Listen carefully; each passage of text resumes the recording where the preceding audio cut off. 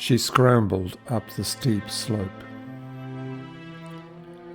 Behind her, a small avalanche of rubble tumbled towards the bottom of the ravine. She knew that she was leaving behind a trail as loud as an announcement. There was nothing she could do about that. She did not have time to take more care. That kind of luxury belonged in the past. As if to confirm this, the sigh of an arrow passed so frightfully close to her ear that she ducked, long after there could be any use for such a reaction. She pushed herself harder towards the crest, lungs screaming for more air, legs becoming wooden and clumsy with fatigue. Another arrow snapped against a nearby rock. The men were gaining on her. Any moment now, they would be in range, and then her back tensed, involuntarily bracing itself against the dreaded impact, the pain that would mark the end of her life. So she threw herself erratically, now left, now right. It slowed her progress, but she hoped it would make her a more challenging target. No more arrows came. Maybe her pursuers were concentrating on bridging the gap between them. She dared not turn to look. With one final effort, she gained the ridge, and the moment she was out of sight, she collapsed. Her breath rasped past her throat and into her lungs, burning like fire. She could not breathe fast enough to meet her body's demands. Her vision darkened. "No," she screamed inwardly. "Must not pass out," she told herself fiercely. While she waited long, precious moment for some strength to return, she took in the terrain beyond the ridge.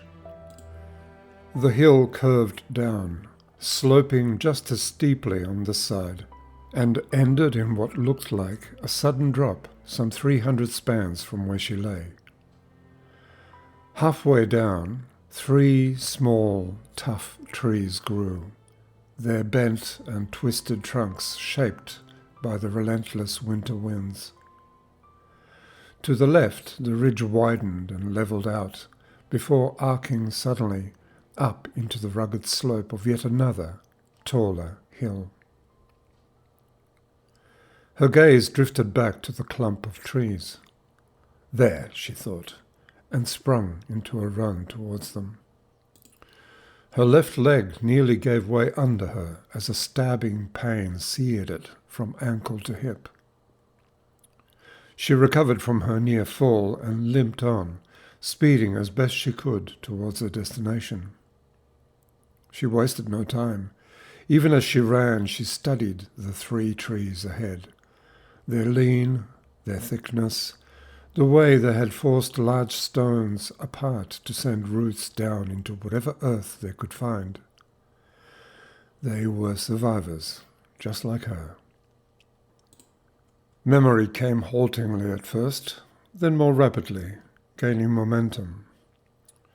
In moments she was amongst them, her feet finding suitable footholds without any conscious effort on her part, her hands stripping the clothes off her body until she stood, naked, shivering in the cold breeze.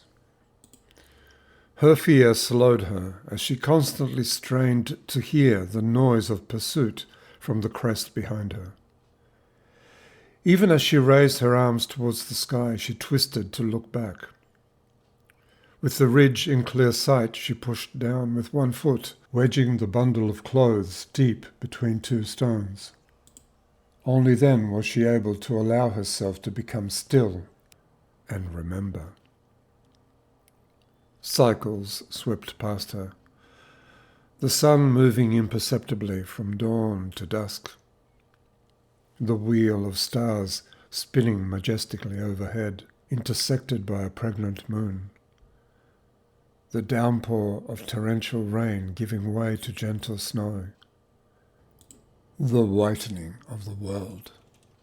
the blowing of fierce winds that stripped the mountains bare, the tepid thaw that summons the earth's greening.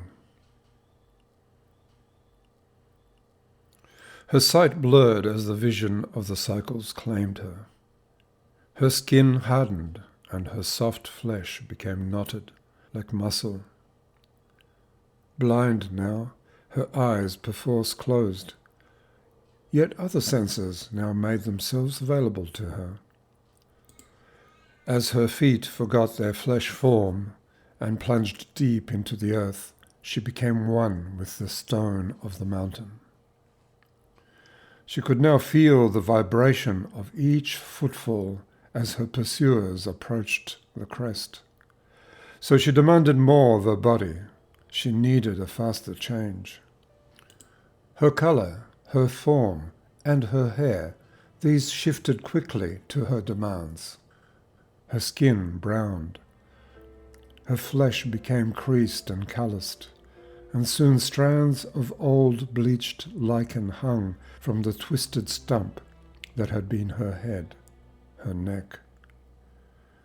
Her unseeing eyes, almost completely invisible now, sunk into two indistinct knots.